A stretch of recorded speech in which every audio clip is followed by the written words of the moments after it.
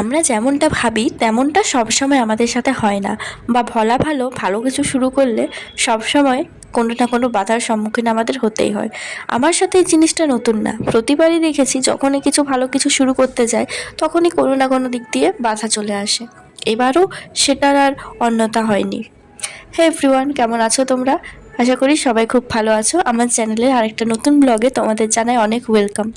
অনেক দিন পর তোমাদের সাথে ব্লগ শেয়ার করছি, কারণ এই কদিন প্রচণ্ড অসুস্থ ছিলাম, তাই ভিডিও বানাতে পারিনি, পড়তে বসতেও পারিনি। ভোরবেলায় ওঠার যে অভ্যেসটা তৈরি করেছিলাম একটু একটু করে, সেটাও এই কয়েকদিনে চলে গেছে। আসলে একটু অসুস্থ আছি তো, আর একটু কিছুদিন ভালো হয়ে নিই, তারপর আবার সকালে ওঠাটা শুরু করব। তো এখন আমি পড়ছিলাম লাইফ সায়েন্সের যে চ্যাপ্টারটা আছে, পরিবেশের দূষণ, সেই সাথে হটস্পট সেগুলো আছে, ওইটা পড়ছিলাম।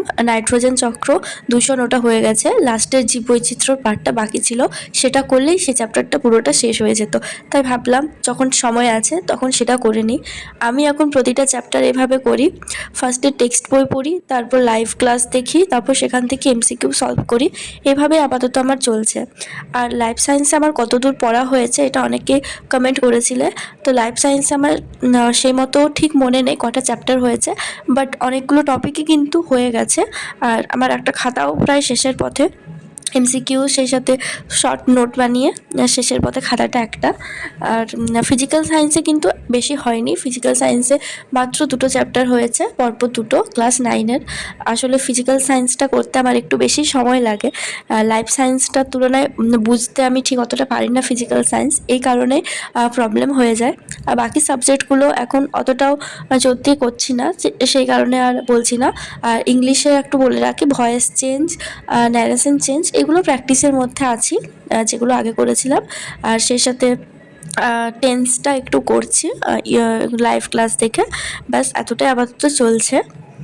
তোমরা জানিও তোমাদের পড়াশোনা কতদূর এগোলো, কতটা কি হয়েছে। আর আমি এবারে একদম একটা টার্গেট রেখেছিলাম, মার্চ মাসের মধ্যে পুরো সিলেবাসটা শেষ করব। খুবই মন দিয়ে আমি করার চেষ্টা করছি, বাট জানি না পারবো কি না। কারণ মাঝে ধরো অসুস্থ হয়ে পড়ছি, এই কারণে কিছুদিন ধরে পড়াটাও হয়নি, প্রায় এক সপ্তাহ পরে পড়তে বসলাম। আর একটু পড়ার পরে আবার প্রচণ্ড মাথা ব্যথা করতে শুরু করলো, তাই সেই চ্যাপ্টারটার কমপ্লিটও করা হলো না, মাথায় একটু বাম লাগিয়ে শুয়ে পড়লাম। ভয়েস ওভারটাও ঠিক মতো দিতে পারছি না, তোমরা প্লিজ আজকের দিনটা একটু ম্যানেজ করে নিও। আসলে গলাটা প্রচণ্ড বসে আছে, তার সাথে কাশি হচ্ছে। ভয়েস ওভার দিতে দিতে মাঝে কাশি হলে সেটাকে আবার ডিলিট করে দিতে হচ্ছে। দেখো চাঁদের পাশ দিয়ে প্লেনটা যাচ্ছিল, কি সুন্দর লাগছিল।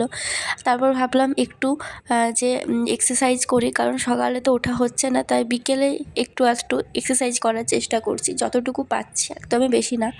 আজকের মতো ভিডিওটা এখানেই শেষ করছি। সবাই খুব ভালো থেকো, সুস্থ থেকো। আর পড়াশুনো কেমন চলছে আমাকে অবশ্যই কমেন্ট করে জানিও। বাই।